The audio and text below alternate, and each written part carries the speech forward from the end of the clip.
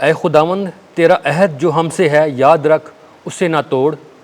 ہمارے لیے آج کی پہلی تلاوت ارمیہ نبی کا صحیفہ، اس کا 14واں باب 17ویں سے 22ویں آیات مقدسہ۔ اس وقت خداوند نے فرمایا، تو ان سے یہ کلام کہے گا کہ میری آنکھیں رات اور دن آنسو بہائیں اور نہ تھمیں، کیونکہ میری امت کی باکرہ بیٹی بڑی شکستگی سے ماری گئی، ایسی ضرب سے جو نہایت درد انگیز ہے۔ اگر میں میدان میں باہر جاؤں تو دیکھ تلوار کے مقتول ہیں، اور اگر میں شہر کے اندر آؤں تو دیکھ کال کے مارے ہوئے ہیں، یہاں تک کہ نبی اور کاہن ملک میں پاگل بن کر آوارہ پھرتے ہیں۔ آیا تو نے یہودا کو بالکل رد کر دیا؟ کیا تجھے صہیون سے نفرت ہے؟ تو ہم کو کیوں مارتا ہے؟ ہمارے لیے شفا کیوں نہیں؟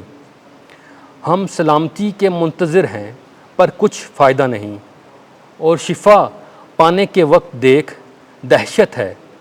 اے خداوند، ہم اپنی شرارت کا اور اپنے باپ دادا کی بدی کا اقرار کرتے ہیں کہ ہم نے تیرا گناہ کیا۔ اپنے نام کی خاطر ہمیں پھینک نہ دے، اور اپنے جلال کے تخت کی تحقیر نہ کر۔ اپنا جو عہد ہم سے ہے اسے یاد رکھ، اسے نہ توڑ۔ کیا قوموں کے بتوں میں سے کوئی ہے جو مینہ برسائے، یا کیا آسمان ترشے کرے گا؟ کیا فقط تو ہی نہیں، اے خداوند ہمارے خدا؟ ہم تیرے ہی منتظر ہیں، کیونکہ تو ہی یہ سب کچھ کرتا ہے۔ پاک کلام کے پڑھے اور سنے جان پر خدا کی برکت ہو۔ زبور 78۔ جماعتی جواب: اے خداوند اپنے نام کے جلال کی خاطر ہمیں چھڑا، مقدمین کے گناہ ہمارے خلاف یاد نہ کر۔ تیری رحمت جلد ہم تک پہنچے، کیونکہ ہم تو بہت ہی ذلیل ہو گئے ہیں۔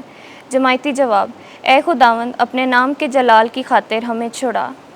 اے ہماری نجات کے خدا، اپنے نام کے جلال کی خاطر ہماری مدد کر، اور اپنے نام کی خاطر ہمیں چھڑا اور ہمارے گناہوں کو بخش دے۔ جماعتی جواب: اے خداوند اپنے نام کے جلال کی خاطر ہمیں چھڑا۔ اسیروں کا کراہنا تیرے حضور تک پہنچے، اپنے بازو کی قوت سے مرنے والوں کو بچا لے۔ پر ہم جو تیری امت اور تیری چراگاہ کی بھیڑیں ہیں، ابد تک تیرا شکر کرتے رہیں گے۔ ہم نسل در نسل تیری ستائش بیان کرتے رہیں گے۔ جماعتی جواب: اے خداوند اپنے نام کے جلال کی خاطر ہمیں چھڑا۔ خداوند آپ کے ساتھ ہو۔ انجیل مقدس متی کے مطابق اے خداوند تیری تمجید ہو۔ 13واں باب 36ویں آیت سے 43ویں آیت تک۔ جس طرح زبان جمع کیا جاتا اور جلایا جاتا ہے، ایسا ہی دنیا کے آخر میں ہوگا۔ جس وقت یسوع ہجوم کو چھوڑ کر گھر میں گیا اور اس کے شاگردوں نے اس کے پاس آ کر کہا کہ کھیت کے زبان کی تمثیل ہمیں سمجھا، تو اس نے جواب میں کہا کہ اچھے بیج کا بونے والا ابن انسان ہے، اور کھیت دنیا ہے، اور اچھا بیج بادشاہی کے فرزند ہیں، اور زبان بدی کے فرزند ہیں، اور وہ دشمن جس نے اسے بویا وہ شیطان ہے، اور کٹائی کا وقت دنیا کا آخر ہے، اور کاٹنے والے فرشتے ہیں۔ بس جس طرح زبان جمع کیا جاتا اور آگ میں جلایا جاتا ہے، ایسا ہی دنیا کے آخر میں ہوگا۔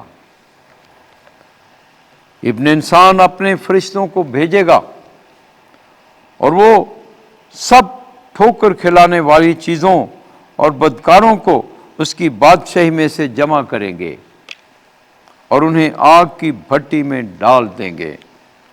وہاں رونا اور دانتوں کا پسنا ہوگا۔ تب راست باز اپنے باپ کی بادشاہی میں سورج کی مانند چمکیں گے۔ جس کے کان ہوں وہ سن لے۔ انجیل مقدس کے وسیلے سے ہمارے گناہ معاف کیے جائیں۔ اے مسیح تیری ستائش ہو۔